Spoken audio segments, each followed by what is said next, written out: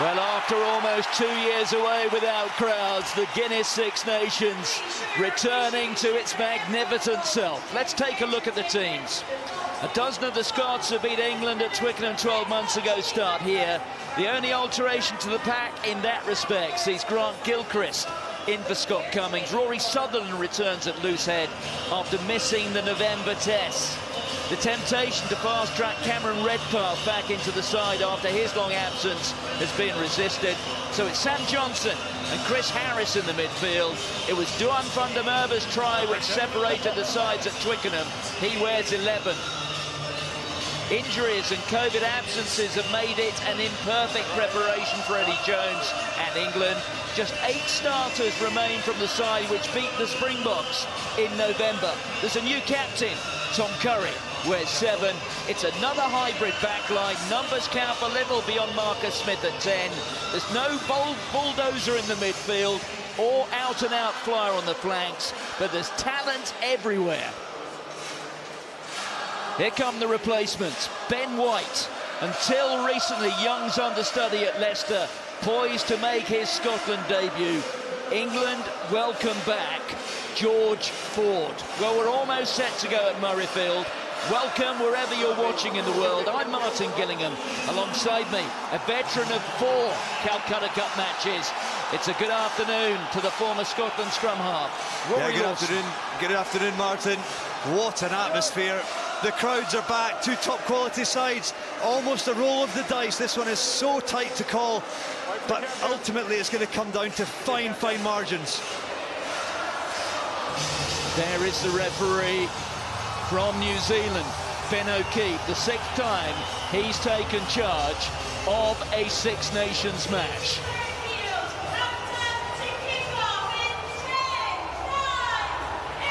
Everyone behind.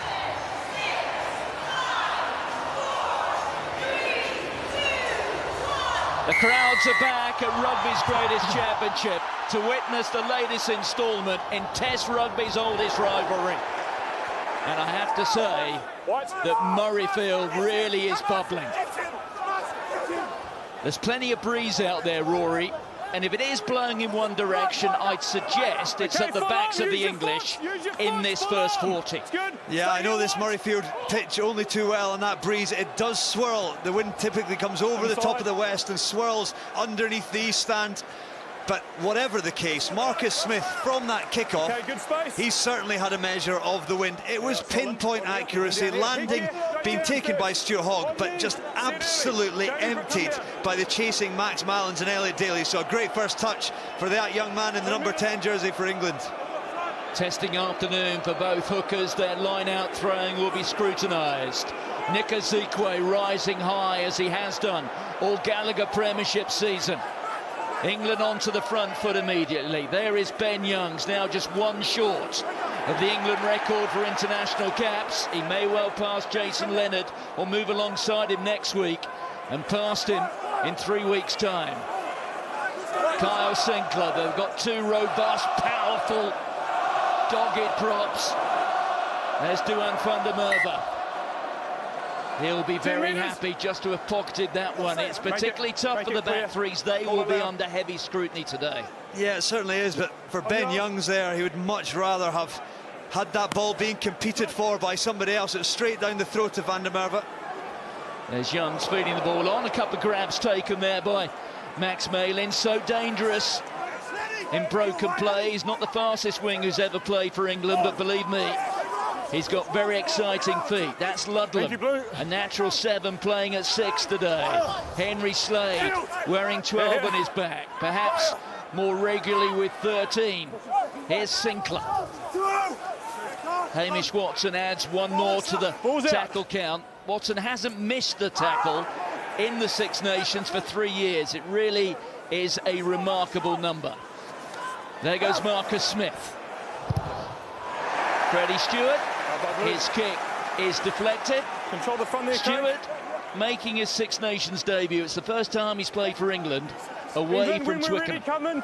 He's a real talent, isn't he? But that defensive set there went to the Scottish coach, as I would say. Steve Tandy, the Scotland defensive coach, will be delighted by that first defensive set. Accuracy, line speed, chop tackles, forcing England into the second kick of their possession so far in the afternoon. Big left palm from Merwe. Here's Henry Slade being held up there by that man again, Hamish Watson. Lionel Nallet holds the record for most consecutive number of tackles in the Six Nations, the former France captain, but I reckon that my record might go after about 10 minutes of this match.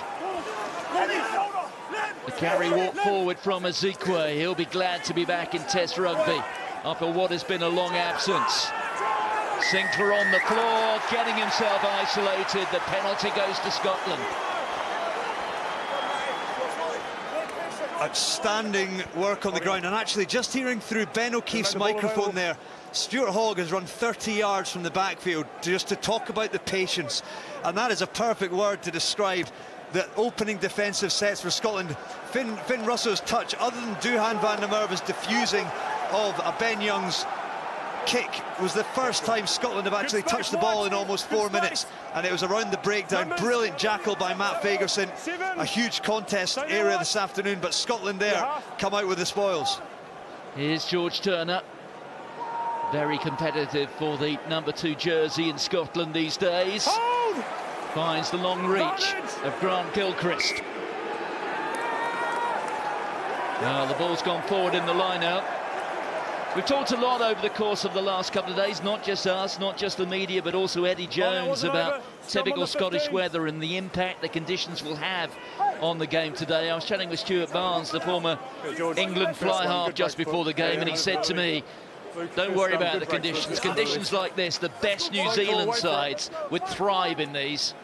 Yeah, these are highly skilled athletes out there, and the expectation they'll put on themselves will be to not make any errors. That one there was actually an unforced error from Scotland, a skill error in the line-out. Grant Gilchrist just not managing to get a hold of the George Turner throw, and it's a cheap possession handover to England, because England hadn't competed for it. It was in the transfer of the ball in that maul. And this afternoon, I'd like to think that the errors will come from the pressure from the opposition rather than being the skill errors. We'll hear what Ben O'Keefe has to say. I did not see any leaning there. Stay down. We've got good space. Well, a couple of law trials and clarifications we will perhaps be able to illustrate for you over the course of this afternoon. One of them here is the so-called break foot of the hooker, and you can see how that foot, let's just focus on George Turner on the right there, how at that position his foot is actually ahead of his knee. That is intended to prevent what has come to be known as axial loading, the pressure, the unintended consequence of new laws, the pressure that is applied on the neck of the hooker. Let's see that again. Here's an interesting call, and perhaps the first opportunity to talk about Owen Farrell's missing out on this afternoon. I can't help but think a free kick given there, had Owen Farrell been captain, he would have stepped forward and said, this one's going to go 25 metres high, just 5 metres in from the touchline, and let's absolutely empty the opposition catcher. On this occasion, actually, England have opted for the scrum, so we'll see what they do from it, but they've lined up with Mallins right on the right touchline here. Well, they've got another go here if they want it. There are perhaps one or two question marks in these conditions about Scotland's back three. They know that back three with Stuart Hogg at 15, Darcy Graham on the right wing, Duhan van der Merwe on the opposite flank. They will look to neutralise any high balls that come their way, but I'm sure that is a potential area of fragility that the England coaching staff may well have recognised. Undoubtedly, it's the creation of 50-50s or 60-40s by good kicking. We saw Ben Young's early doors going for the skies, not with the accuracy he would have liked, but it's undoubtedly an area whereby you can get some meterage gain without too much effort. Well, the arm is out from Ben O'Keefe, so there's a penalty advantage here to Scotland. Still playing advantage. He's still playing the advantage, he's not now. No advantage, not staying straight. That'll be a little bit of a concern for Peter de Villiers, the Scotland scrum coach, and Matt Proudfoot South African, former Scotland international, now in Eddie Jones's box. It's very clear when you guys are accurate. Yes. Good. There's your penalty. It would be overstating things, Rory, to say that the selection of Rory Sutherland was controversial, but certainly was a debatable call. Rory Sutherland, a British and Irish Lion in the middle of last year, but he's not played a lot of rugby since then. He missed November because of injury. He missed 3 weeks last month because of a suspension. Yes, perhaps one. It's a really close call between Rory Sutherland and Pierre Schoeman, and I think perhaps on this occasion, even Schoeman being on the bench for his impact as someone who is fully fit, who is sharp. Maybe the final 30 minutes we will see Schoeman come on, but Sutherland is a canny operator for British and Irish Lion in the summer. Itoje with both hands. Out comes the captain, Curry. Carry forward there from Simmons. Simmons has been in wonderful form. A hat-trick last, oh dear, and that just bumped off Luke Cowan-Dickie. Bit of a miscommunication there within the England ranks. Yeah, thanks. Here's Malins. He's got Stewart alongside him if he's looking for support. He takes the contact. Good tackle there coming in from Sutherland. There's Johnny Gray. He doesn't miss many of those either. No. Marcus Smith. That was Elliot Daly. The captain Curry was on the DK run. Okay, Blue, wait! And it's a decent clearance. And that was well caught in the outfield by Elliot Daly. Marcus Smith releases Malins. Malins with a bit of space. Impressive step. The gap was closed. There goes Genge inside to the 22. On to Sinclair. There's Smith. Daly rolls it off the left foot. That's for Maitland to go after. Well, Darcy Graham made himself quite useful there. I think just perhaps Joe Marchant may feel that his line for the ball was blocked there. But that was clever, canny play from the Scotland right wing. Through the first 10 minutes, as you might expect, it has been frenetic, but no points yet. The ball's still alive. Here goes Freddie Stewart.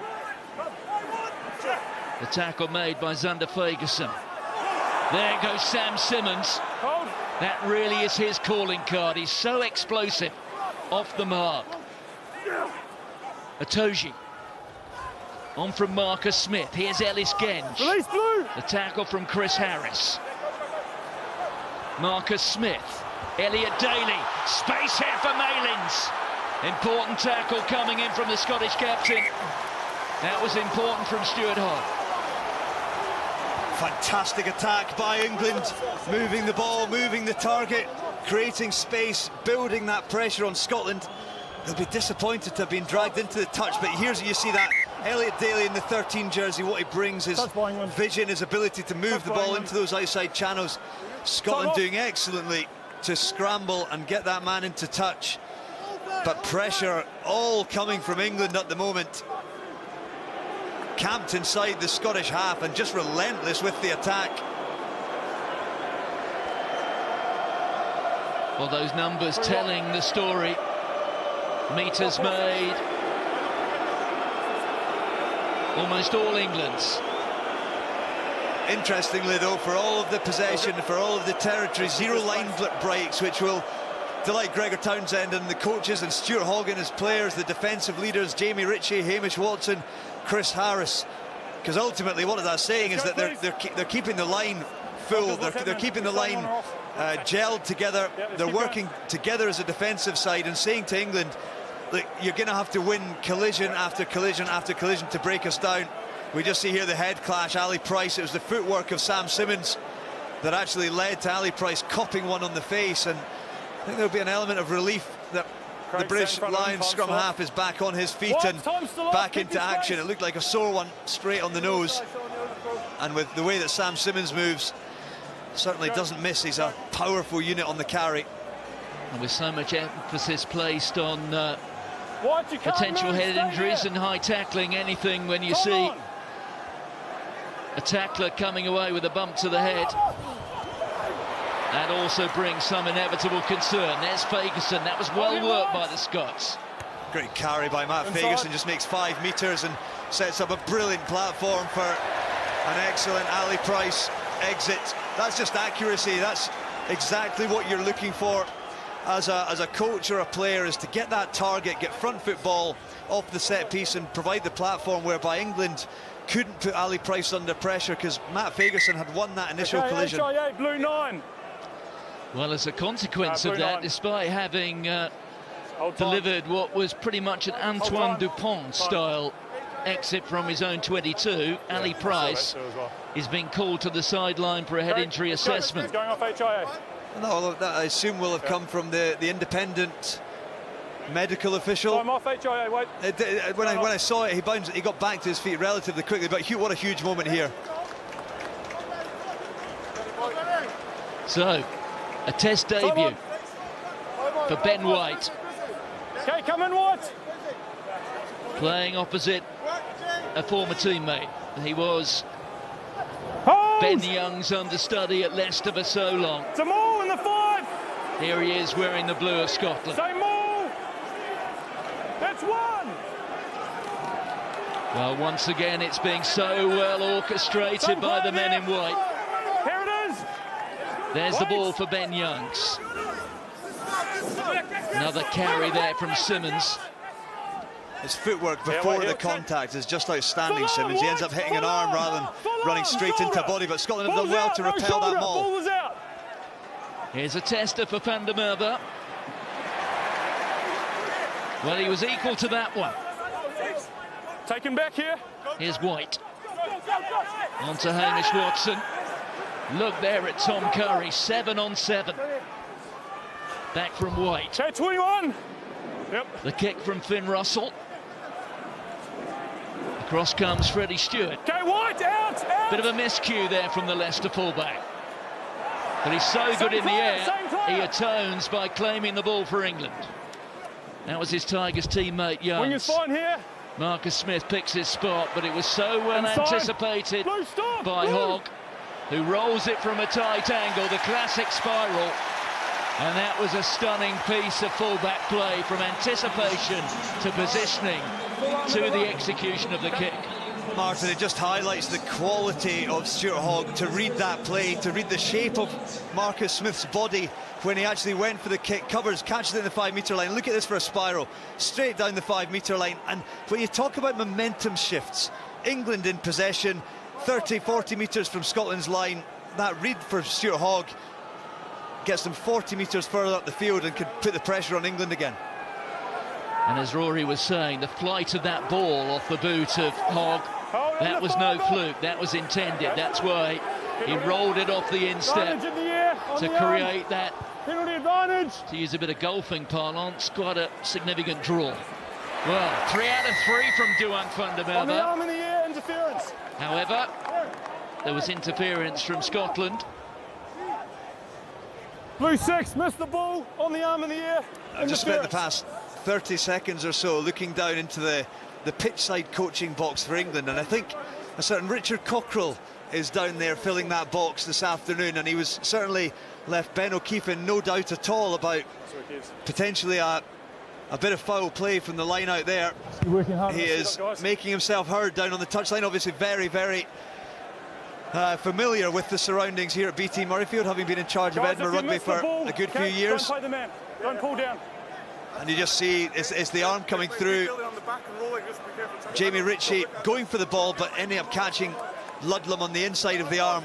You cannot pull the arm when you've got someone being thrust 8 feet up into the air. There needs to be safety.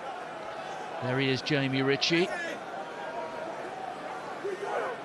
He's one of those who'll be scrambling for supremacy on the floor. There's another of them. The New England captain, Tom Curry. Here's Youngs. On to Ludlam, the Northampton Saint. Sam Johnson tries to rip it. Referee just wondering if there was a knock on there. He's got his arm out now, so there's a penalty coming. It's straight in front. It's a little more than 30 metres out. We may be about to see the first shot at goal. That was just one of the soft penalties that will frustrate Scotland. Playing the 9, I think it was Johnny Gray came through and grabbed a hold of Ben Youngs, and Scotland to then have been very, very patient defensively. You just see here the tackle, Matt Fagerson goes low, Sam Johnson has a go, and then from there Johnny Gray over the top. So he just pulled him in. Grabs a hold. He actually calls for the knock on Johnny Gray there, and I wonder if he just then thought he was playing with house chips, knowing that there was going to be a scrum. As it was, you cannot do that, and it's just an easy penalty. I think we just got to keep working good space, the line out. Ben O'Keefe to gives Marcus Smith the opportunity for the first time at goal. Cool. Yeah, in speed, I feel like we're getting the ball out. I'm not seeing any obvious stuff that's stopping momentum. Marcus Smith really was in superb form in the autumn. Good decisions. Well, it goes through, but I think it's fair to say it wasn't out of the middle. There's a shake of the head. Yeah, I think he knew straight off the boot. I'm not. We'll see this again from behind. It was almost just off the inside of the ankle. He got fortunate with the little soft fade, shall we say. Martin will give him the benefit of the doubt. He's managed to guide it through, but I think England well deserving that, getting some points on the board. 73% possession in the opening 17 minutes of this match. They would have been desperate to get the scoreboard moving, and they finally have. The Scottish crowd there were cheering the chase and the tackle from Darcy Graham. Darcy Graham, the physically slightest man on the pitch, quickly taken by Turner to Ritchie. This is what Scotland have to produce today. The carry there from Sam Johnson. White.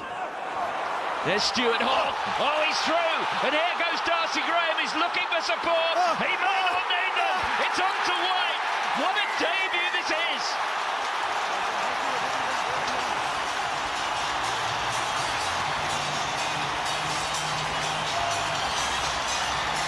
Well, if you'd said 20 minutes ago that the try would come, or the first try, from a man who learnt his trade at Welford Road, you'd almost certainly have said Ben Youngs, but it's not. It's that man wearing blue for the first time, Ben White. What a moment.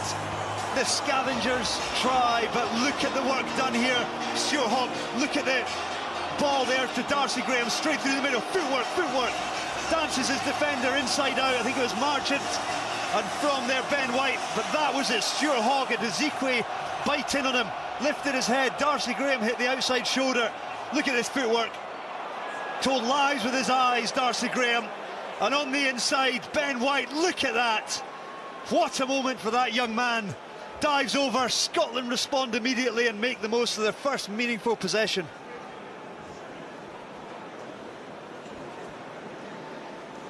Against the run of play, doesn't really do it justice.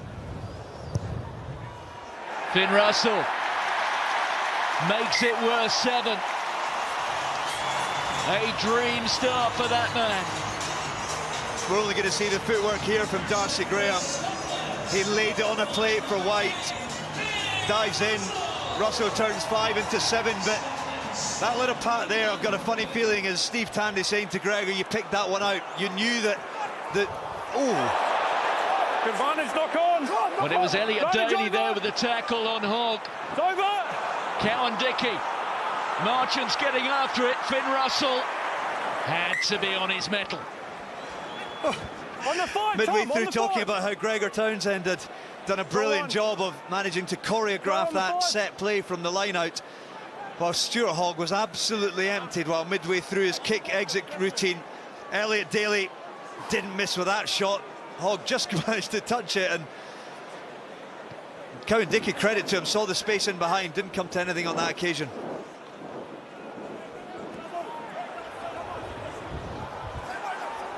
Another carry there from Simmons. On there from Ben Young. Here's Marchant. Upended. Sinclair inside there to Merwe. No, release. England have been stung, there's no doubt about that. They have dominated the opening quarter of this match, but they find themselves trailing. Ben Youngs. On there to Marcus Smith. Here goes Ezekwe. Ezekwe's return to Test Rugby after 3.5 years, and England are penalised. Yeah, a real theme coming through from this Scottish defence is line speed, but also the willingness to go low and high. They're actually looking a little bit for the choke tackle that is we're more accustomed to seeing coming from Ireland. But Scotland, the second player going up top, probably anticipating that there's not going to be an offload thrown in these conditions. On that occasion, it was actually Nick Ezekwe got away from his support players, and as soon as that happens, the men over the top of the ball have all rights to the turnover, and they grabbed it on that occasion. And Finn Russell, as Finn Russell does, tries to take every chunk of that touchline away and set up the platform for Scotland to go again. Well, there is Ali Price. They went off for the lines the mark, head injury assessment. Inside, it's inside. So the assumption is that Ben White is staying out there. Hold! Johnny Gray that time, rising high. George Turner getting his hands on the ball. It's been taken down by Scotland, says Ben O'Keefe. Here's the try scorer White, just burrowing away, trying to get hold of the ball.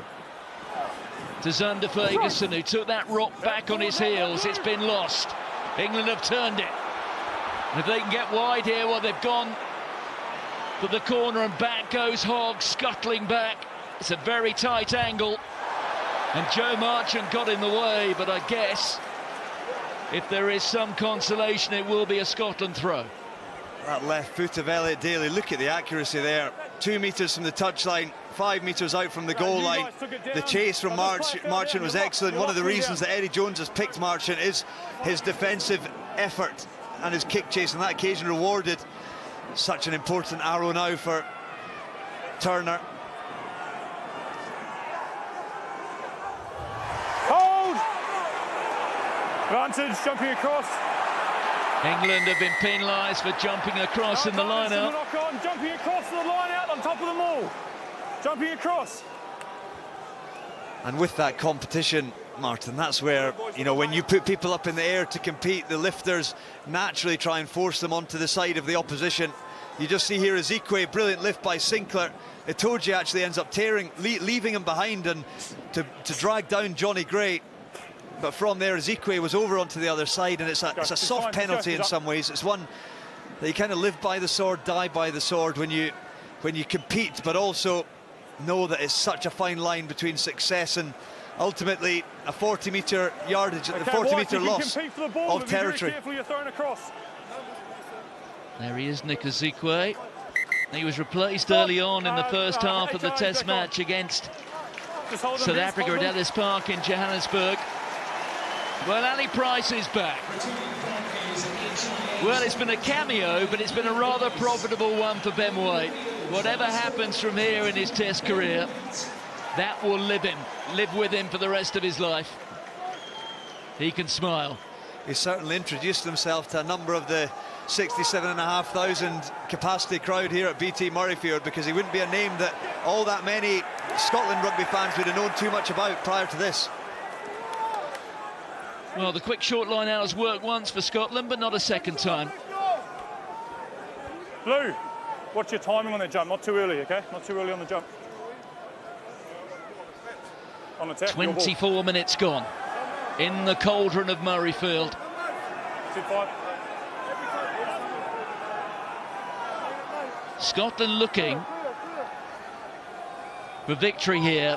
It would be the first time they have recorded back-to-back wins in the Calcutta Cup for 4 decades. Henry Slade upended. Grant Gilchrist there competing. It's there though for Ben Youngs. Here's Curry again, direct, straight into Matt Fagerson. It's a great carry, Tom Curry. Physicality, not quick ball, so Ben Youngs decides to stick it in behind once again. Well, that was superbly placed there by Ben Youngs, but look at Duhan van der Merwe. Well, Duhan van der Merwe the ball, never on the ball. Broke through more tackles, beat more defenders than any player in last season's Six Nations. And Scotland have the penalty. Number 2, White, offside. Was he never back or just early? As if England needed to be reminded about the danger of that man that smiled to him. I think he saw a little bit of opportunity. Ellis Genge in the midfield on the kick chase, managed to get round him. It was Nick Ezekwe, actually, who, an outstanding athlete in that number 5 jersey for England, did brilliantly to eventually do enough, lassoed Van der Merwe's legs to get him to ground. But England competed in the ruck, over-competed, knowing that they were up in Scotland's territory. Russell has missed touch on this occasion, though. That's a mistake. Well, it wasn't the perfect strike from the Scotland fly half. There's Freddie Stewart. Stewart, who scored tries in the Test matches against Australia and South Africa in November. Another tester. That was well taken by the fly half. No, it's not, it's not. Well, Finn Russell it was who waved his magic wand here 4 years ago when Scotland recorded that magnificent win. One of the observers these days, rather than one of the players, Ryan Wilson, did say during the week that Scotland have to try and get under the skins of the English. That's certainly what Ryan Wilson did 4 years ago. Remember the dust-up with Owen Farrell in the tunnel before the game had even started. There's Ben Youngs. On to Sinclair. That was good. The two props combining. There's Ludlam shuttling the ball on. Itoje. Now there's some space. Malins slots it through, and that is innocuous. Easy for Stuart Hogg. Hey? No, it's got to go dead for that. It's got to go out for that. Again, England, interesting tactic from them. Understanding Scotland front-load the defensive line, and once again, inside the final third of Scotland's danger area, the red zone, and they choose to kick the ball away. Obviously, this relatively new law with the goal line dropout that comes as a result means that they will get the ball back. And Stuart Hogg, it's the first time I've seen this for a long time, a short kick-off like that. Got back by White.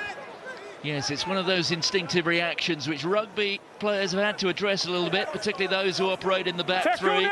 What do you do when the ball goes bounding over your own try line? Smith just tries to thread it through again off the outside of the boot.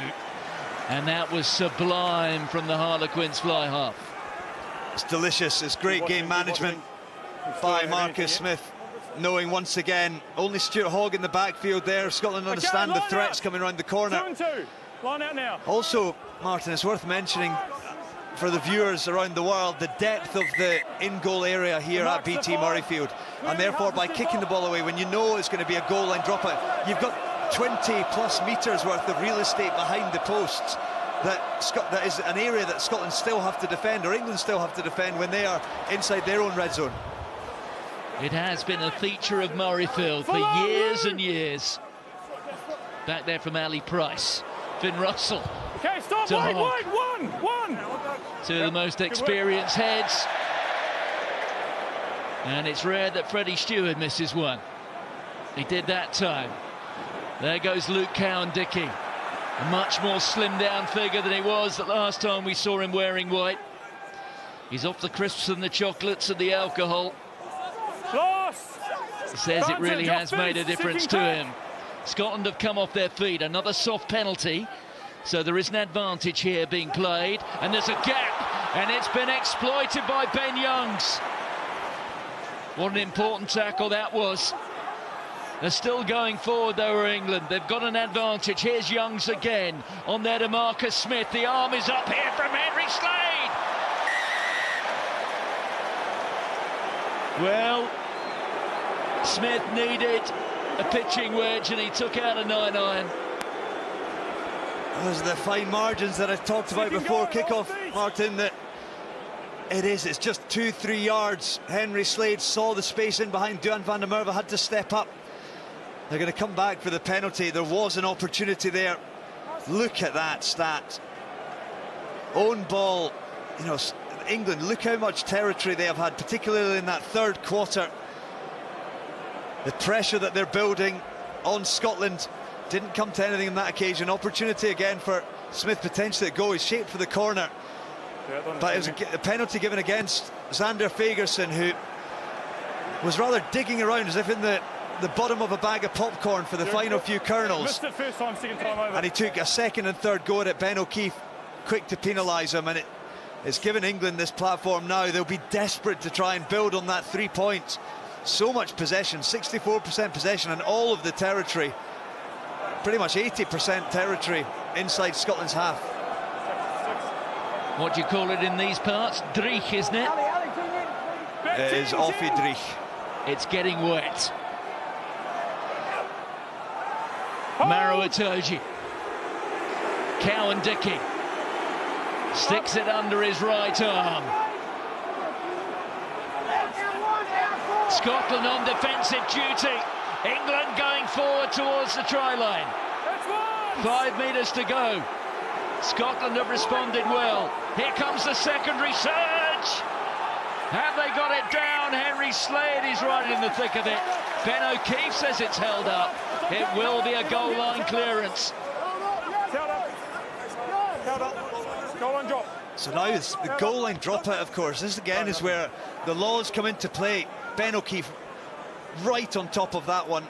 And you just see there, Cowan Dickey almost like get it in the wrong arm, couldn't turn round. Darcy Graham hanging on for grimly.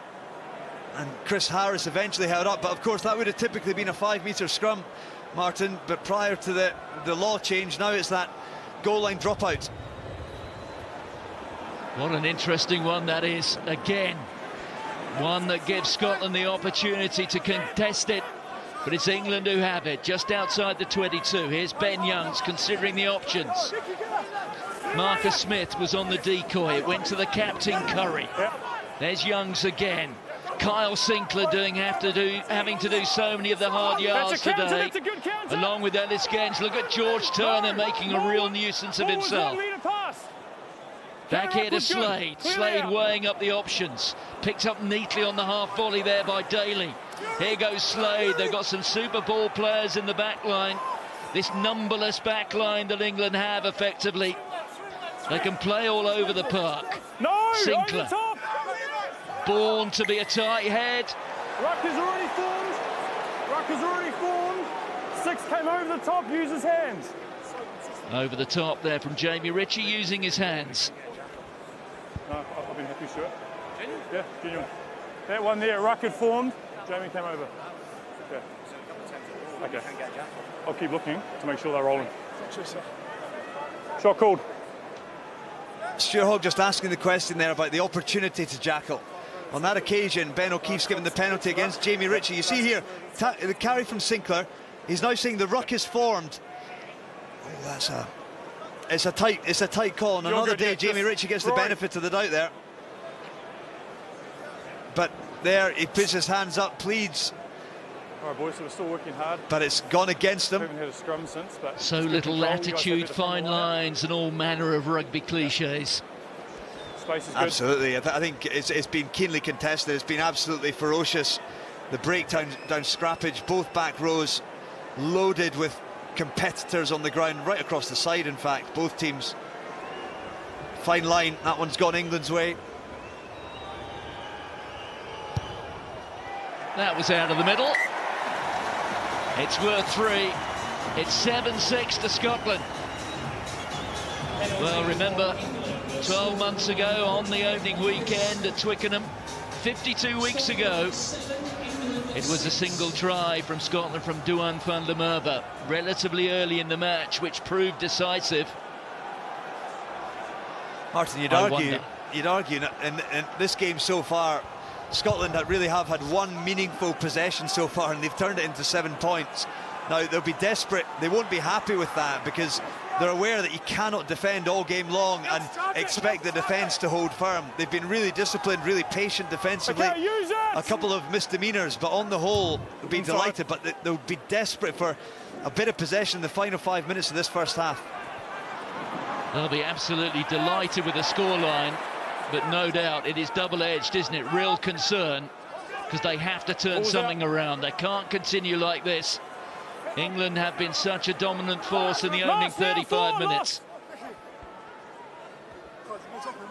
Blue, let him go. Ali Price just asking for Gilchrist to move a little bit closer.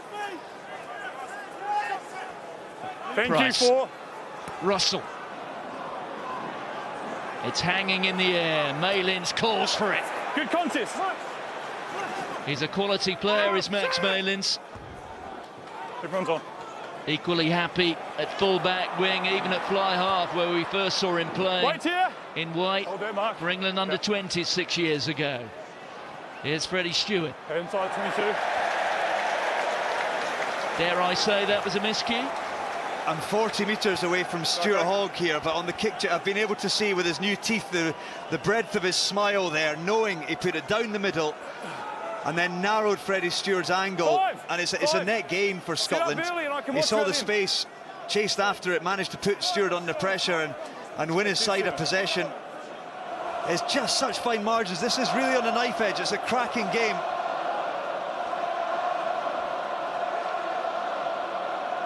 England will look to pressurise Scotland here. Well plucked out of the air by Johnny Gray. Ali Price.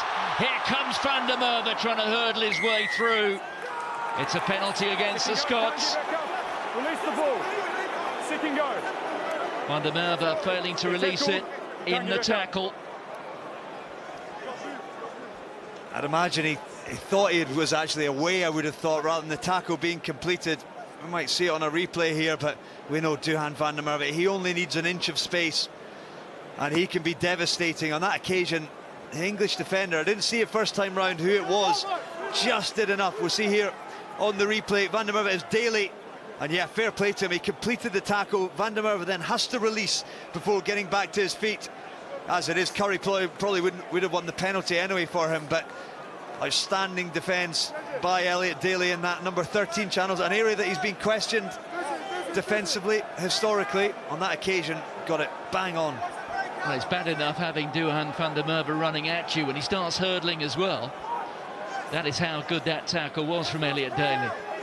Cowan Dickey. Well, Grant Gilchrist almost got there. Sam Simmons.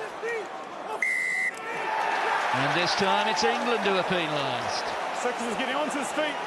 White has gone straight off your back. I think it was 14. I guess it's a typical winger's clear, if there is such a thing. Off feet. You hear Ben O'Keefe saying Max Malins is identified as going straight off his feet. You see, it's actually brilliant defence. Jamie Ritchie in particular, I think it's a secondary effort. They talk a lot nowadays at the top end of the game about this bounce, this ability to get back into the game when you've been in and around a tackle area, so that you're not out of the game, that you minimise the time that you're out of the game. And on that occasion, it was Ritchie's bounce back to his feet that probably had Max Malins panic a little bit, go straight through the ruck, and Finn Russell's found a good outcome. Can Scotland finish this half on a high? Well, the numbers there at the bottom of your screen, not great reading for fans of Scotland, but it's the one at the top of your picture which really matters. You'd have to say those two sets of stats appear to be utterly out of sync. The beauty of rugby union. Here goes Zander Fagerson. Tackle roll! On goes George Turner, being met by Sinclair.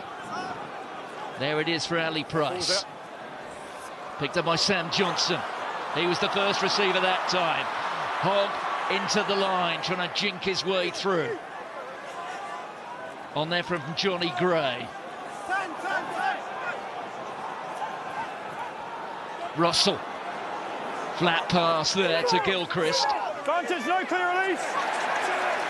There's a penalty coming here for Scotland. It'll chip over the top. Freddie Stewart steps in, but it is a Scotland penalty straight in front, 39 metres out. Walk back, we've got a penalty. Walk back, let's go.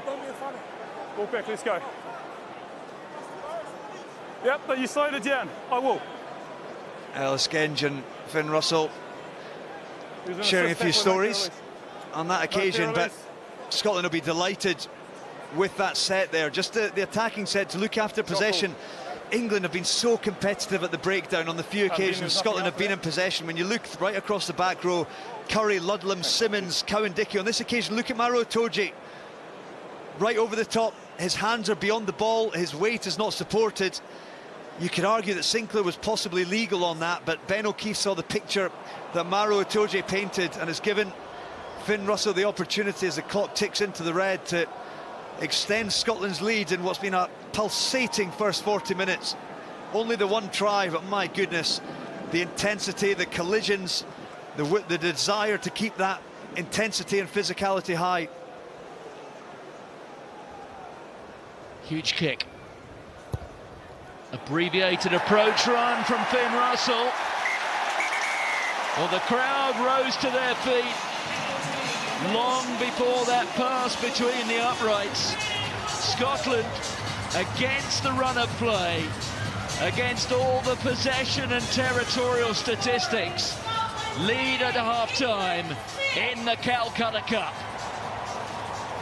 Make sure you look out for our There's Duke team who are going to be firing Scotland team beanies and shirts into the stands. Even get a signed Scotland shirt. While offside today, please do remember to sanitize your hands regularly. Keep your mask on, outdoors, wearing masks indoors is required. Also, keep conscious of others around you. Whether it's safe and comfortable as possible.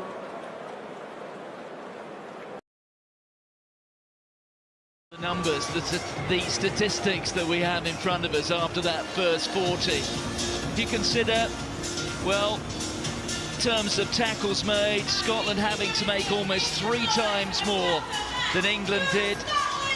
Scotland, in terms of carries, 26 to England's 59.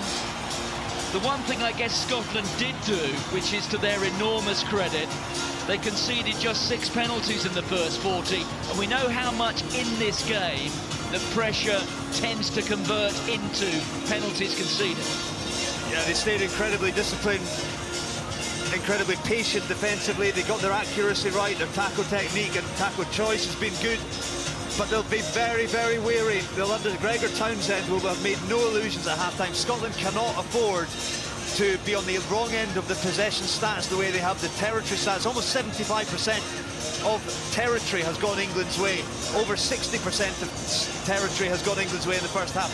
You cannot just continue to make tackle after tackle after tackle and stay in the fight. Scotland have done incredibly well to do it for 40 minutes, but they need to shift the dial. For England, it's a case of upping their ability to be clinical, upping their accuracy in the red zone, and probably staying a little bit more patient, because they've kicked a lot of ball away in that final third. So Scotland have a 4-point lead in spite of almost everything that happened in that first half. Yeah, ball's out, ball was out. Ben Youngs, early catching practice in this second half for Stuart Hogg. England in preparation for the weather that we're seeing today, which isn't anything like as bad as it might have been. They were literally dumping balls in the bath for catching practice, dumping them in, giving them to Marcus Smith, firing them up in the air to the back 3 so that they could simulate the circumstances that they're facing today. And there is the man who is just simply England's high bomb disposal expert, Freddie Stewart. He should wear a crown. He is king of the skies, isn't he, Stewart? Unbelievable. 6'5" and makes every one of those inches count. Malin's just pirouetting, but then getting caught by Chris Harris. Dean Richards, who is the Newcastle coach, used to coach Chris Harris, described him to me not that long ago as Europe's best defensive midfielder, Chris Harris. He's had a remarkable fairy tale from the lower leagues of English rugby to becoming a Scotland international. He was a young man in my final year of professional rugby, Martin, and I have to say, had somebody told me he would be a Scotland and British and Irish Lion, I might have questioned it, but one thing, he always had the competitive spirit. Here, the commentators curse on Freddie Stewart. But it's a collector's item, isn't it? It certainly is. Very, very uncharacteristic of Stewart. You see, he actually watches it pretty much into his eyes. Possibly, we'll give him the benefit of the doubt, possibly just lost it a little bit in the lights, but that's certainly one that you do not see many of with Freddie Stewart. Great foot, good stability, good pictures. Well, he's the 21-year-old who doesn't drop anything. but he has just dropped one. The break foot up. Wait. Meteoric rise in 2021. And you say well deserved. You know, Eddie Jones has pushed some young players into this squad, but you know, the form of Stewart and Smith in particular has been there for everybody to see. Marcus Smith, Freddie Stewart, both making their Six Nations debuts, both playing their first Test matches away from Twickenham. Martin, it was something that was spoken of a little bit coming into this game. You know, obviously Marcus Smith, Finn Russell clash grabbed the headlines, but potentially an area whereby without Owen Farrell, there is that lack of cohesion in that midfield, understanding how to guide them around the place. A lot of responsibility. When you look at the 10 and 15 jerseys, the influence that they have on the game. Yes, you've got Ben Youngs nearing closer to becoming England's record cap holder, but there's a lot of experience missing. Laws and Farrell, just a few little moments in this game so far. We've possibly seen those moments count. Free kick for Scotland. Duan van der Merwe. The tackle there from Tom Curry. There's Russell. Fires it into the soaking green turf of Edinburgh. Jamie on the line. He'd mentioned it on a few occasions though, Martin, that the weather conditions here, for anybody who's been watching the forecast the way I have come into this game, the conditions have been fantastic given what we thought we were facing, and the players have certainly taken to it. Yes, kicking is a part of the game, but both sides just is the arm wrestle for territory, but both sides have shown a willingness to play when the time is right. Luke Cowan-Dickie goes to Ezekwe at the front of the line-out. There goes Cowan-Dickie, the Exeter chief, just outside that England 22.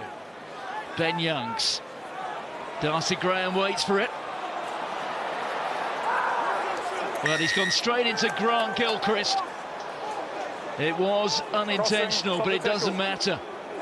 It is a penalty. Crossing, stop the tackler. Hey, just leave it. Crossing. Again, good kick chase. See the work of Joe Marchant there.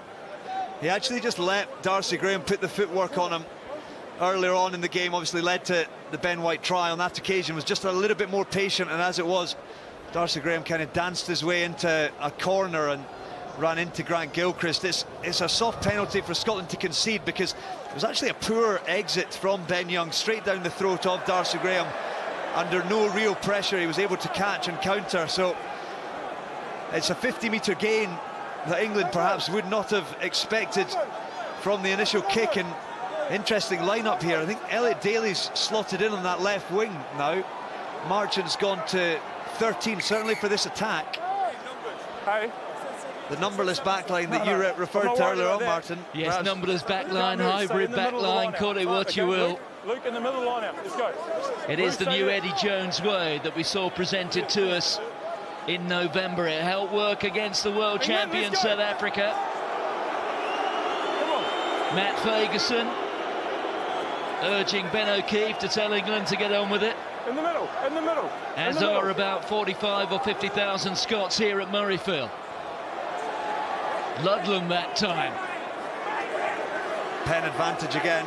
Scotland going early. It's one, just go inside. Luke Cowan-Dickie just waiting to burst off the edge of that. Ellis Genge adding his power to it as well. Ben Youngs has it just outside the 22. Here's Henry Slade. Marcus Smith. In comes Elliot Daly that time from the wing. There's Ben Youngs quickly, and now there's a chance. Slade presents it. There's a new penalty advantage. Alarm bells really ringing here for the Scots. Freddie Stewart, just for a moment in at least two minds. His Leicester teammate sets it up. Very smooth hands from Sinclair onto Cowan-Dickie. Ben Youngs again, another powerful carry. And once again, as they did for most of the first half, the Scots soak up the pressure.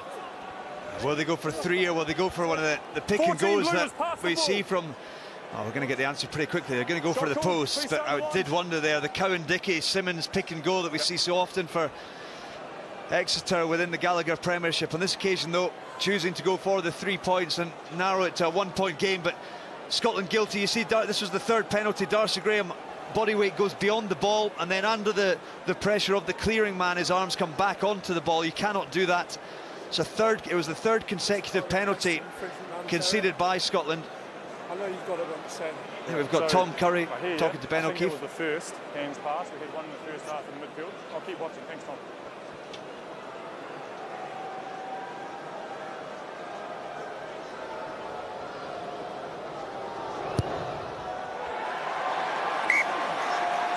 Well, the 3 penalties he has had today, Marcus Smith. They haven't demanded too much of him. But it's not dissimilar, certainly in the way the trend of the scoring is to last year at Twickenham. Just one Scotland try, Duan van der Merwe, all the other points off the boot. A single point in it. Here goes Ludlam. Straight there into Zander Fagerson, the Fagerson brothers in that Scotland pack. Okay, use it! Inside. Well, that's not the best exit from the Leicester scrum half. There he is. Cap number 113 today. Jason Leonard holds the England record with 114. Focus on you guys because you're off the mark. It is remarkable, the career of Ben Youngs. He's had his detractors, but it's now 12 years since he made his England debut here in the Calcutta Cup. And the 5 up. That's one. There's Turner. Missing out Hamish Watson. There's the magician. Carried forward there by Rory Sutherland. He's sent thundering back onto his heels. Here's Ali Price. Hamish Watson again. Russell inside of Darcy Graham. What an important tackle that was from Ludlam. Here goes Sam Johnson. Tom Curry all over the ball. That time it's Jamie Ritchie. Finn Russell. Charge off White. Snuffed out. Off White. And the England line speed in defence when they've had to defend has been very impressive. Charge off White. It's an excellent defensive set from England. Tom Curry, physicality, pressure. Maro Toje, for the first time, I was actually just thinking, we've not heard too much of his name so far this late afternoon. On that occasion, it was a big tackle in that, down in the 15-metre channel. But England, the defensive system coming into play for the first time in this match. Absolutely delight. Anthony Seibold, of course, the new defensive coach. There's Gregor Townsend at the back, in the middle. Fans of South African rugby, fans of French rugby will recognise Peter de Villiers. Is it right, Nick? Is it right, Nick? Always bound. Don't change. Okay, There's actually another you're South off. African on the Scotland coaching staff these days, A.B. Zondag, who arrived here from South Africa via Toulouse. 9, get ready. England get the put in. A couple of careless possessions for Scotland. Use it as well. And that will frustrate Gregor Townsend. A few changes now. Full front row. I beg your pardon, Rory, talking former South Africans, there's one. Lining up, Piers Skuman, the Edinburgh loose head. He's on wearing 17. It's an entire front row alteration. Off goes Rory Sutherland, so too George Turner and Zander Fagerson. In comes Stuart McInally, Piers Skuman and VP Willem Nel. Yeah, no loss of dynamism on loose head or a hooker, and you've probably got a tight head prop who is the best tight head prop scrummager in Scotland, but less mobile than Zander Fagerson. But ultimately, you know, there's 30 minutes to go of this match. It's going to be in and around this set piece. It could just be a free kick or a penalty that could be the difference, and there's extra meat coming off the bench there. Some heavy artillery for Scotland, and certainly Gregor Townsend showing his bench hand earliest. Well, Stuart McAnally must feel he's got two hefty kudus underneath each arm.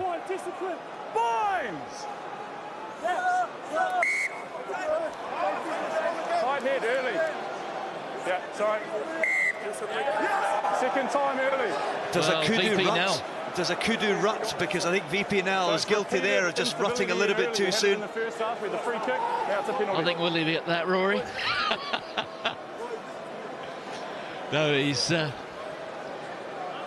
big, strong boy, is Willem Nel, but that being upgraded from a free kick to a penalty, and whereas we were, there's Ben O'Keefe. I think it's fair to say he's a man with a reputation for being, if not the best rugby referee in the world at the moment, certainly among the top 3 or 4. That's a Zikwe.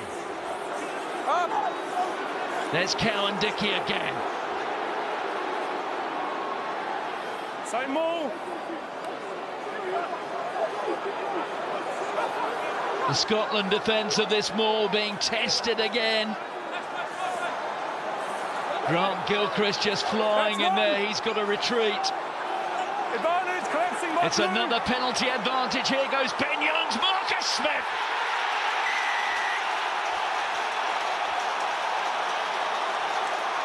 On his Six Nations debut, the boy wonder has delivered. Oh, he certainly has. But his route to the whitewash made infinitely easier by the work of the beasts up front.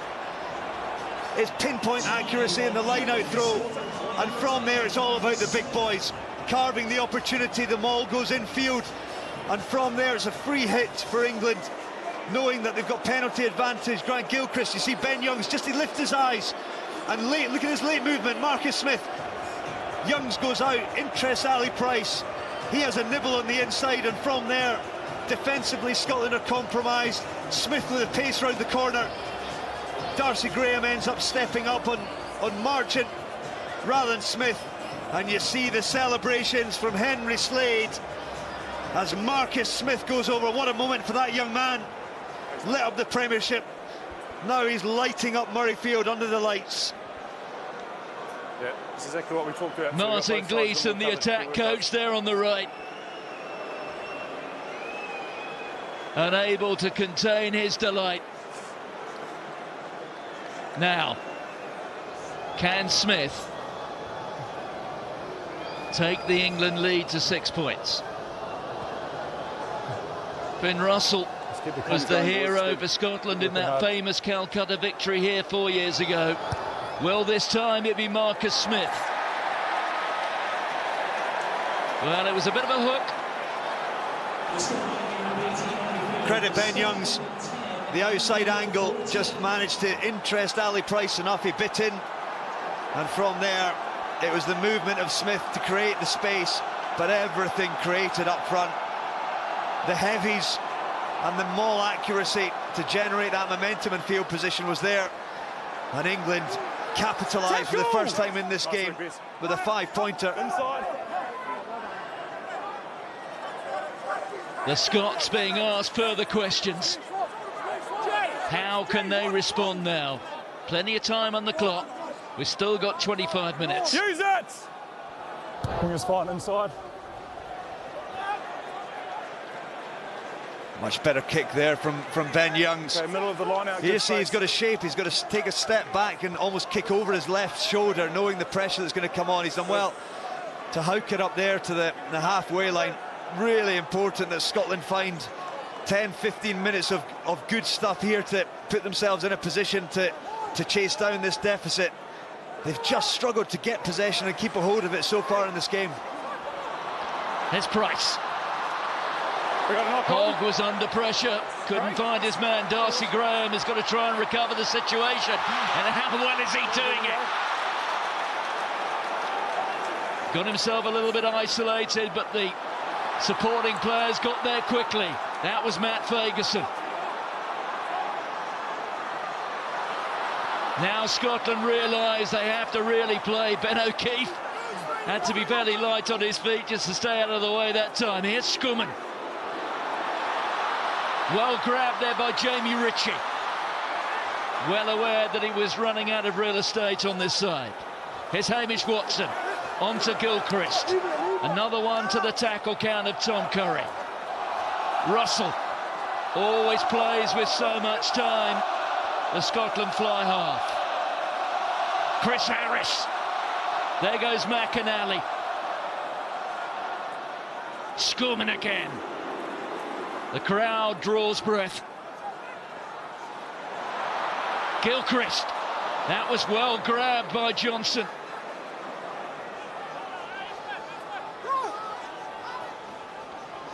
Once again, this defensive press from England proving efficient, but there was a tackle miss there. They got through Cowan-Dickey, but now it's been lost.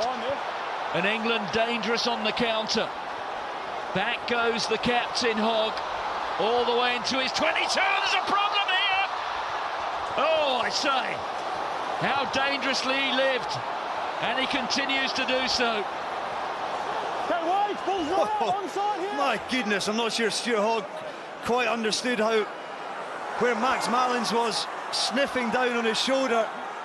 He's actually done brilliantly to manage to regather and regain possession, but it's a 70-yard turnaround from a poor pass. And Ali Price with the clearance, and we can all pause for a moment. Well, he's a world-class fullback, is Stuart Hogg. Every now and again, though, he has his moments, and that was almost another of them. Look at Malins, I'm sure he thought, I've just been gifted one here, almost an OG, but from there, Hogg did brilliantly, didn't he? Even just to buy himself half a second, sees his teammate Henry Slade in front of him, gets a fend on Elliot Daly to buy himself another half a second, but England just starting to turn the screw coming to this final quarter. Well, just for a moment, he was looking more confused than I do over a game of Wordle. White down to the front. It's there with Cowan-Dickey. That's one. Approaching the end of the third quarter.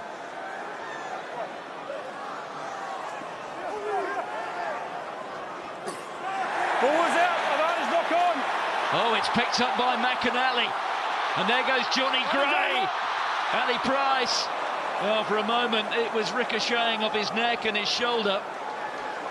And there's a Scotland player down who looks in some distress, just outside the 22. I think it is McInally from the turnover. I don't know if he got hit latish. Ali Price brilliantly to get through on his opposite man. Ben Youngs forces the turnover, and from there, here's McInally. He just stepped inside.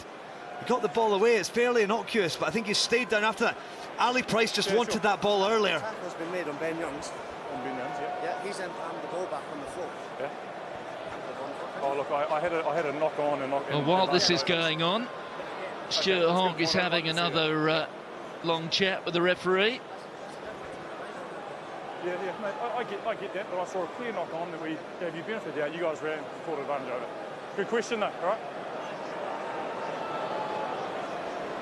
Well, Scotland preparing to make more alterations. It's Jamie Ritchie who's down in some distress. Magnus Bradbury, you can see on the touchline, just stripping off. So off blue in the touch, white ball. So Edinburgh man for Edinburgh man. Magnus Bradbury been in absolutely brilliant form for the capital side. It is a loss for Jamie Ritchie. Just seeing him, it is worrying. He went to get to his feet and then just went to put weight through whichever joint it is that it looks like he's injured, and immediately hit the deck, and Dr. James Robson signalled across for a stretcher or for some more attention. Okay, guys, I think we're getting a stretcher, so we've got some time here, okay? We've got some time. And the Princess Royal, ever present in these parts. The one over here. For Scotland internationals. No, you guys went down the front and you came around and it's fine. So I was happy. No, good. There is Magnus Bradbury. His mother quite a figure in the administration of Scottish rugby. Yeah, former president and lovely lady, and I think obviously Magnus Bradbury had his challenges a few years ago, but my goodness, he has been resurgent for Edinburgh under Mike Blair as head coach there. And this is potentially a change that might have been planned for Gregor Townsend had there not been for an injury, but not right now.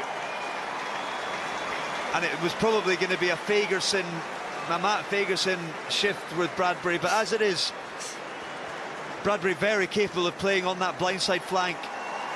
Ritchie will undoubtedly be a loss, particularly at the line out, and we all hope that this isn't a long-term injury to Jamie Ritchie. We don't like to see any player stretchered off. It's been dealt with fairly quickly, and he's sitting up, but we will wait to see when the dust settles on this. Also coming on, Sione Tuipulotu, the Glasgow player. He comes on and replaces Sam Johnson. Yes, Ritchie will be, you're absolutely right, in terms of the problems it will create for Scotland in the line-out. They don't have the number of options that England do have in that department. Really interesting looking through the stats. Scotland's biggest carrier, or most carries at the moment, Stuart Hogg, 8 carries. The next best, Jamie Ritchie at 5, and beyond that it's all 4 3s and 2s. And you know, Sam Johnson has played 60 minutes of this match and he's had a grand total of 2 carries, and he's now been turned around. So, you know, that's a frustrating afternoon, no doubt. He's had to make 7 tackles, but just goes to show again the work that Scotland are having to do on the other side of the ball, to which they'd like to be doing it. Not really enough depth on that kick from Ben Youngs, but it's Sam Simmons who claims it for England. Here's Ben Youngs, comes onto the open side, finds Kyle Sinclair. Youngs onto Marcus Smith. Elliot Daly, well, that was meant for Ellis Genge, and it had slipped through his mitts before he'd realised, but there was no knock on. Into the final quarter. This kicking from Ben Youngs, I mean, it's almost paid off on that occasion. Duhan's gone. Well, the referee could so easily have called a knock on there, but he gave the benefit of the doubt to Van der Merwe. And then Scottish players just going straight off their feet at the breakdown. Ceiling. Straight on. And again, England celebrate the penalty for off feet in the clear out, but it's a little bit mindless for England, just kicking. You're 30 metres out, 40 metres out in front of the posts of Scotland, and box kicking straight down the throat of the back 3 into the 22. Admittedly, Duhan van der Merwe couldn't gather it. Smith has bitten off more than he could chew here as well, so that's an error. Stop. One of the few for Marcus Smith this afternoon. Yep. Good. Well, that's gone high into the Edinburgh sky. Oh, and Finn Russell puts it down, but it went backwards. Ali Price just shoveling the ball on. Scotland just outside their 22. England competing so well again. And Ludlam is in there to pick it up. Ali Price just grabbing hold of a leg. Youngs with a chip over the top. Where is it, Craig? Well, he had to be on his mettle again there, did Matt Fagerson. But we're coming back for a penalty to England. 13, offside. See, there's a totally different conversation. Marcus Smith's kick, absolutely bang on the money. Gave Joe Marchant something to chase after, and a competition against Finn Russell, who is very much the last line of defence, and from there, he didn't gather it. England could then envelop the Scotland players and start building that ruck pressure, and from there, Chris Harris has jumped out of line in that midfield. England have the chance. It's another gimme for Marcus Smith, really. I don't want to give him the commentator's curse as such here, but 20 metres out, bang in front of the sticks. You just see here with the penalties conceded, the last 5 of them against Scotland in this second half, and perhaps highlighting the pressure that England continue to build on the hosts.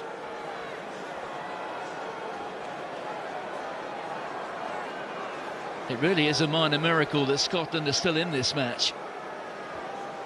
They have been outplayed in almost every department in the opening hour.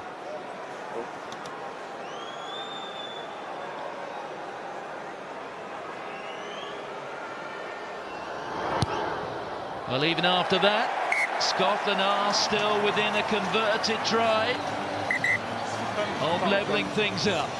And Eddie Jones is going to look to double down here. Some heavy artillery coming off the bench now. Well, they changed both props. Joe Marler, Will Stewart, they come on. And also, it's welcome back to that fella in the England rugby wilderness. Now he's back, George Ford.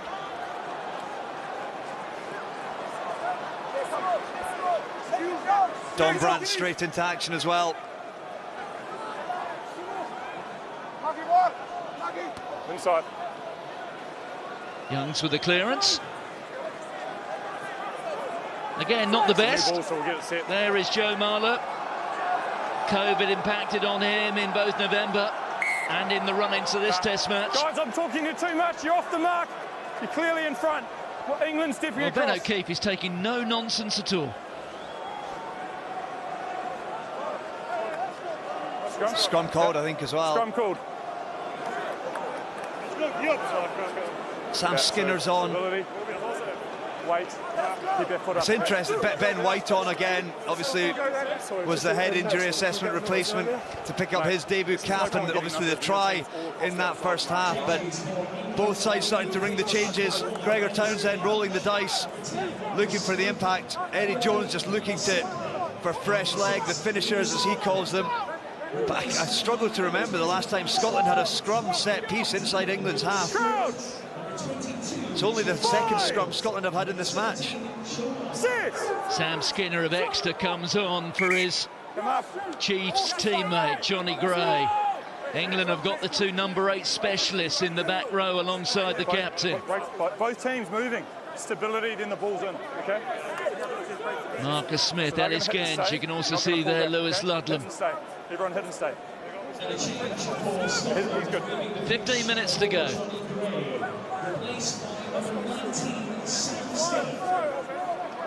And you do think here that if Scotland are to get themselves back into this match, this scrummage in itself will be so telling. They need a lift. Sit!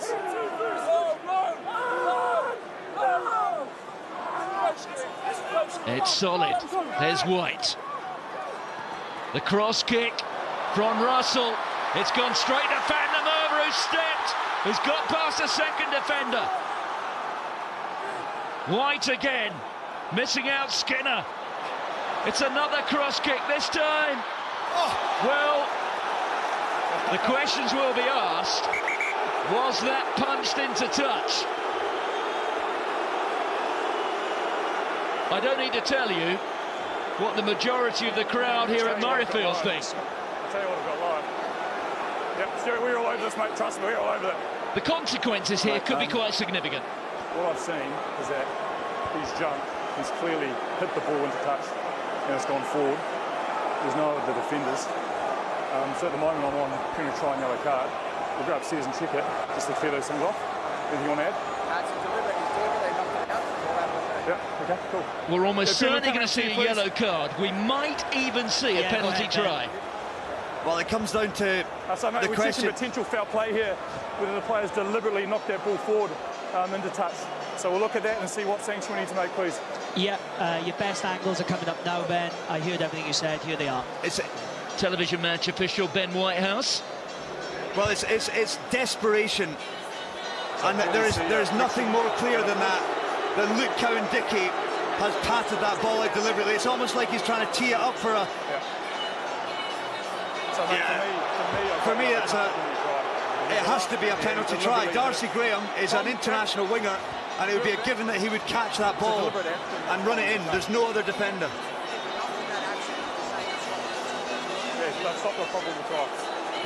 It is a huge moment in the Calcutta Cup. It will be 7 points. It'll be 17 points apiece. I agree with you. Just to be clear, Luke Cowan-Dickie's foul play here, he's taken out of the equation with that foul play. So back on me. So, mate, The players clearly come across. We can see him deliberately push the ball into touch, so it's a deliberate action into touch. He's the last player, last line of defence. By that action, they've stopped a probable try. It's going to be a yellow card and a penalty try against 2. It's a full house for Scotland. They are level, and they will have now, for all but the last 5 minutes of the match, a one-man advantage. The balance of power in the Calcutta Cup may well have shifted. What a moment. Luke Cowan-Dickie doesn't agree, but what a moment in this match. And I have to say, Martin, you mentioned it, the importance of that scrum. And it was a 9-10 Finn Russell kick pass to Duhan van der Merwe down the left touchline, made 10-15 metres, and immediately after that there was a 9-10 Finn Russell kick pass across onto this right touchline, totally exposing the English defence. Luke Cowan-Dickie out of his depth in the outside channel, and from there they have capitalised and they're back on level terms. The books are balanced. What a final 14 minutes we have in this game. 9 or 10 of them will be without Luke Cowan-Dickie. England will have 14. Well, you have to say, there was a lack of communication there from the Scots. Let's go, Scotland numbers. 5.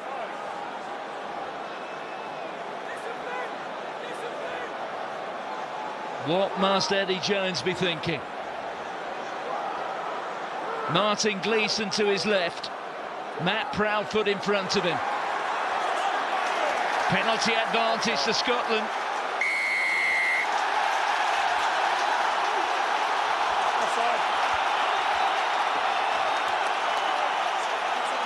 Is it fair to say there's been a little shift in momentum in the past 2 or 3 minutes, Martin?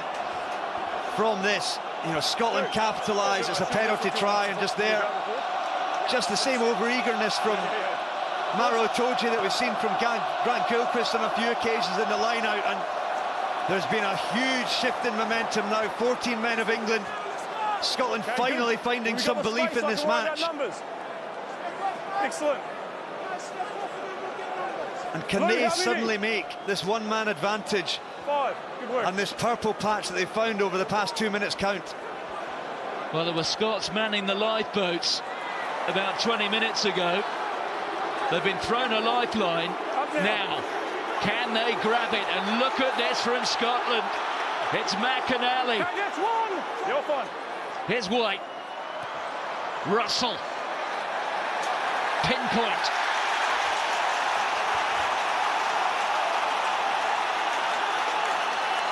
Outstanding game management by Finn Russell. Not trying to get ahead of himself again. The platform of the big boys up front, just sees space in behind, understands that Stewart's got so much ground to cover in that backfield, and Scotland don't need to win the game in the next few minutes, but they need to put themselves in a position to do so. And Finn Russell, so famed for the box of tricks that he has with ball in hand, but on that occasion there is his kicking skill that we saw for the penalty try, that we've also seen once again.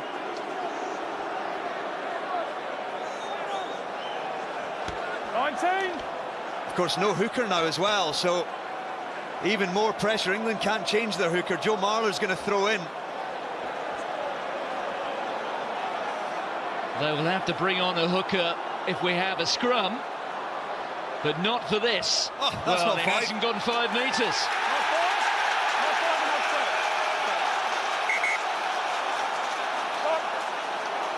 It's not 5, so it's a free kick. It's a free kick, it's not 5. It's almost 40 years since Scotland won back-to-back Calcutta Cups.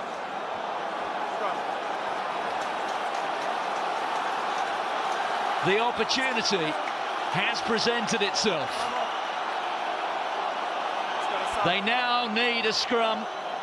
They need a front row to England. Tom Curry just saying, come on lads, let's take a deep breath. So on comes Jamie George. They will sacrifice Sam Simmons. It is going to be a 7-man England scrum.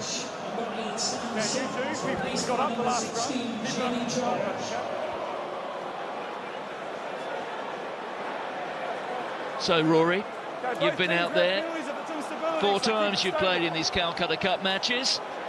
What call does Scotland make now? Well, I think it will be scrum first, that's for starters, and England will be desperate for their 7 men to do the job. But I think Scotland will have a go initially, but this Scotland field is so wide. You see Duhan van der Merwe is making his way towards that left touchline, potentially a little bit of deception in the midfield. Darcy Graham parked up behind the scrum, which means 2 England defenders have to defend the blind side. Flower of Scotland ringing around Murrayfield. It's 2 years since Murrayfield had a crowd in for a Six Nations match. In fact, it was the last day of crowds before COVID imposed matches played behind closed doors. It was here against France when they beat the French almost 2 years ago.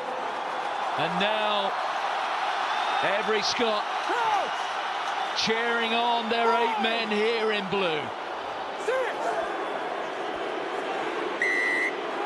It's a penalty to Scotland.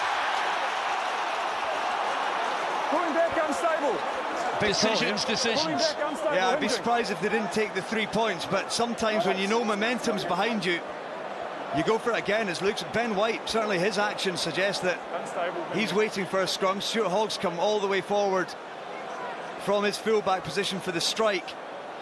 They make a decision, perhaps asking the pack, Shot called, you're on the line. Get the scoreboard, get ahead on the scoreboard, and then worry about the next bit. Well, Gregor Townsend, not quite as relaxed as he was when I spoke to him last night. He was watching his son Christian over the back playing with Scotland in the under-20s match. The call here, the pressure rests on the coolest head in Scotland. When it comes to big moments in careers, this is certainly among them for Finn Russell.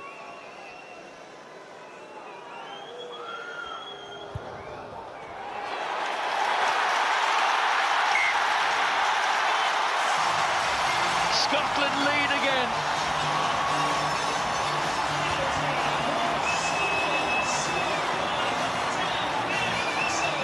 England now just desperate for some field position, try and get possession to be able to control the clock. They've got 3.5 minutes without Luke Cowan-Dickie. Well, that one's perhaps a bit fortuitous. By White first in the air. Okay. Well, I think both sides appealing for the ball. You can see the assistant. Now, does it catch the hand here of Marchant? Yes. Well, I think it did. So it's a knock-on, and the reaction there from Marchant is telling. I have to say, I think that's really great officiating by Ben O'Keefe. He's spoken to Ben Whitehouse, understanding the significance of that call to get it right. Stay high. Could have been easy. Nick Berry on this near side touchline. The ball came down about 2 metres in front of him, so he was closest to it. And he was awarding a line out for England. He was indeed. But sometimes things happen so fast in there, and you miss the ricochet. As it is, Ben Whitehouse has the fortune to watch it back again, feeds through to Ben O'Keefe. They get the decision right. Scotland breathe again. Scotland need another solid scrum. Remember, it's 8 against 7. They need the exit as well. It's gone to Tuapolotu, the big carrier in the midfield. Needs to be careful with that roll, though. Stay there, stay there. That is another element that officials are clamping down on this in this championship. Here's White. Oh, he's been charged down by Itoje. Advantage for offside. But England have come offside.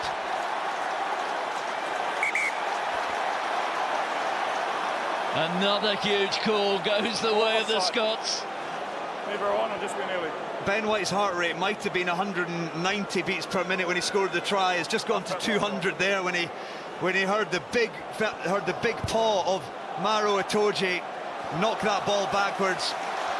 Relieved to hear the shrill blow of Ben O'Keefe's whistle to say that Itoje was offside. Oofed. I'm not sure about that one, actually. It's fine lines, but on that occasion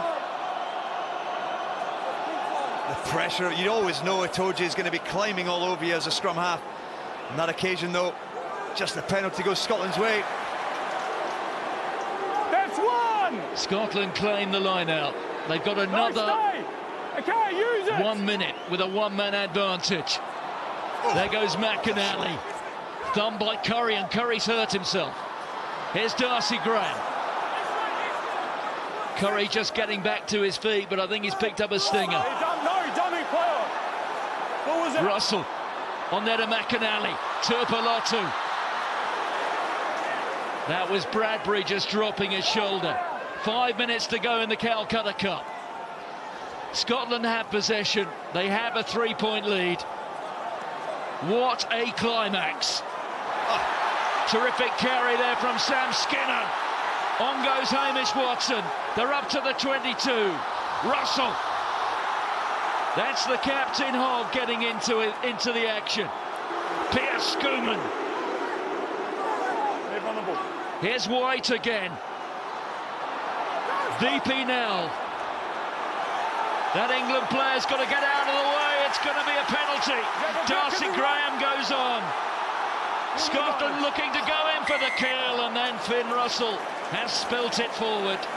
But there is a chance to add 3 points. There's a chance to run down the clock.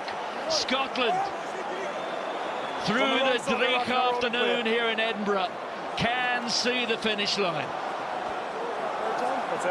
Oh, they can.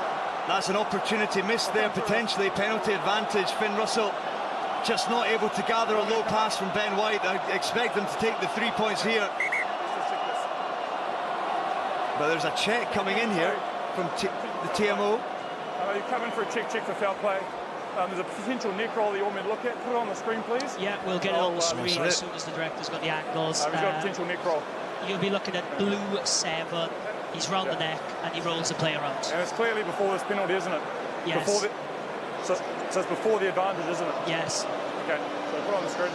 So this is almost no doubt for me, Martin, when you get the TMO feeding in, it's not even a potential neck roll. I'd imagine Hamish Watson, by the sound of things, on the clear out. Television directors just trying to get the right clear out. But this is, again, a huge moment in this match. Scotland seemingly with a penalty to extend the lead to 6 points. And this could be a big shift, particularly England back to 15 now. Sam Simmons has come back on. Here it is, Ben. Well, it's over on the right there, and it is. We'll show you some other angles now. Okay, 7 on 7. It's Hamish Watson on the England captain. Remind you to mark as well, Ben. So 7's a jackler there. Okay, 7's a jackler there. Well, that is clear, isn't it? Just contact around the neck. I've just got a penalty. Okay, so Ben. I totally agree with you, and I'll get the mark. Okay, cool. So back to me. We're just getting a wide angle to get the mark now. Yep. Well, the penalty is going to be reversed. It's the right decision. Again, it's just the competitive beast to his bootstraps. Tom Curry, every opportunity has to get over the top of the ball. He does so on that occasion. McInally and Watson. Okay, Ben, it's such fine lines. 10 metres out from the try line, in between the 10 and 5. Clear contact around the neck. It's a roll when there's a jack on the ball, so it's just a penalty here. Just wait. It's incredibly difficult for Hamish Watson to actually shift Tom Curry without latching onto something there. But it's the action of moving the head to one side for the neck roll. If he drives straight there, penalty. he probably gets away with it. But instead, he's got to hold and he's got to roll him out of that tackle scenario. And Tom Curry effecting that breakdown, rewarded for that secondary effort after the tackle. England still have 65 metres to go, but they have hope. The wind blows in all sorts of directions in places like Murrayfield, but bear in mind, if there is a general wind direction, it is into the face of England. Next stoppage, 9. Next stoppage. That was why George Ford had to be certain of making his touch. There's his Leicester teammate, Ben Youngs. Crucial catch this for Van der Merwe. Doesn't always look the most confident and steady under the high ball, Duan Van der Merwe, but with one exception today, he's done well. That's Matt Fagerson. Penalty. penalty goes against the Scots. Will Stewart. Well, you've got a man of his size over the top of the ball. Scotland just looking to consolidate from the kick return. Go to the blind side to set up the box kick, but they don't win the collision. And that gave Will Stewart the opportunity to compete over the top of the ball. George Ford will have the chance to drive this ball deep into Scotland's 22. And from there, this English juggernaut, as it is, Ford's maybe not chewed up as much of that touchline as he would have liked. Still got 25 metres to go, long way for the ball. But look at Will Stewart here, over the top. Don Brand gets out of the tackle. From there, the collision wasn't won by Matt Fagerson, and he stayed in the fight. Stewart got his hands on the ball in a position to affect it, rewarded accordingly. Even allowing for the conditions, that was conservative from George Ford. Oh, and it's been stolen in the line-out. White does the mopping up. Scotland need to get the exit right. England will do all they can to disrupt. No, it was on his foot. It's taken back, use it! Scotland will be looking to protect that ball like an infant child. Huge hoof. Malins. Space in which to run. Tackle! 10 metres inside the Scotland half. A little more than a minute to go in the Calcutta Cup. There's Ford. Malins again. Skinner it was who held him up. That time it's a Toje. Gilchrist just trying to get his hands on it. The Scots have to be mindful of their discipline. It's turned by Schoeman, but then it was knocked on by Scotland.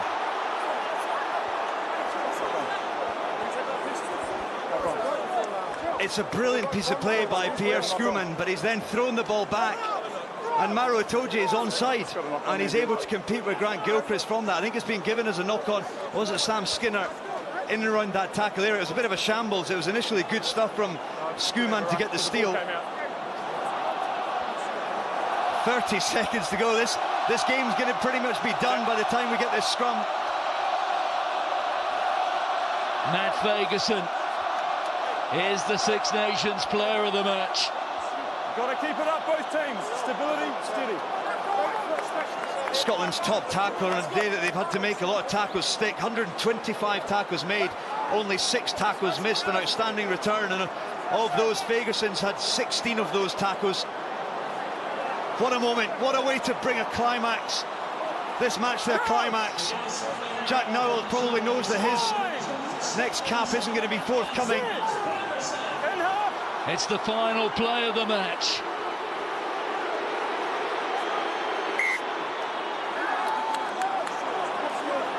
There was no advantage there. It will be reset. Gregor Townsend, he's out of his seat. What must he be thinking? The stats show that Gregor Townsend is the best, most successful coach Scotland have ever had, better even than Ian McGeechan in terms of matches won.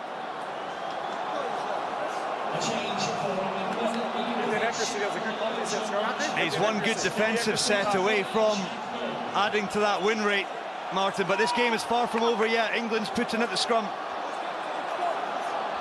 What a moment, what a game we've had, what a contest. So much drama, so much action. And to think that the 81 minutes now comes down to this. The 51st Test match that Gregor Townsend has been in charge of as Scotland coach. They are just moments away from a 30th victory in that period. We will have another reset. The clock ticks on further into the red numbers. Both these players this side have gone down. This is really good refereeing from Ben O'Keefe. He's not willing to guess about what's happened in there and penalise one side one way or another. You two, you've got to keep the scrum up, okay, Scotland? Keep it up. The Scotland coach's box is just 3 or 4 metres to our left here. Gregor Townsend on his feet, there he is. Steve Tanney, no nails, nails left to bite away. They can't do anything now, though. It's all about these 15 players on each side on field. England setting up really interesting setup. Stewart and Ford in behind that scrum, the two Leicester Tigers. Young's in possession. Time off. Time off. Time off. We're going to hear from Ben O'Keefe here. We don't mind a third reset when it's the last play, theoretically. Yeah. Now I've given you clear messages about where we need to scrum. It's space from both teams, okay? It's height from both teams. Both of you, all of you are at fault, okay? The first team to keep it up will be rewarded, all right? But I'm not guessing. Be accurate, we have another scrum.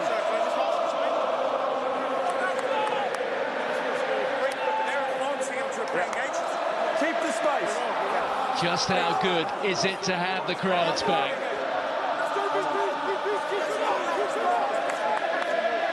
The heavens have started opening as well. Martin, the rain is teeming down. It'll make it that ball that little bit wetter as well for this last play. The Calcutta Cup reaches its crescendo. We still don't know who's won it. Well, it's a terrible mess. We got to finish the scrum. And Ben O'Keefe wants to see it all again. No one's gone forward. Just gone straight around. Ben O'Keefe, the coolest customer in this stadium at the moment. He knows that he's got 55,000 Scots here, desperate for him to blow the final whistle.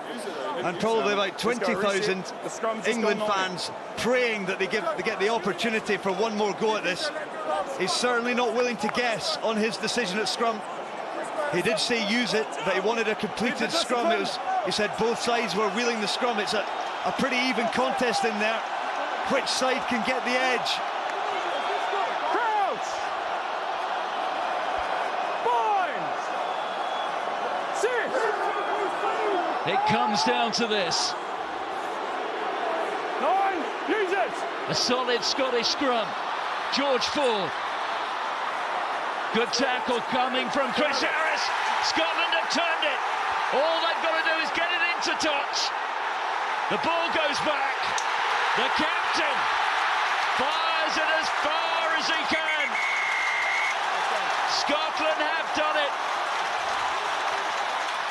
Back-to-back Calcutta Cup triumphs for the first time in 4 decades. England beaten again. Every man in blue is a hero.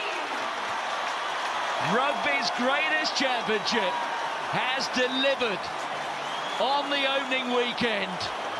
An absolute classic. Sensational stuff from Scotland. What a finish to the game as well. Take a bow, Darcy Graham, the smallest man on the field, went in to effect the turnover tackle and scooped that ball back onto the Scottish side. They capitalised, and Stuart Hogg hoofing into touch. The game is over. What a win for Scotland. Final score in Murrayfield. Scotland have done it. They have won back-to-back Calcutta Cups. They have beaten England by 20 points to 17.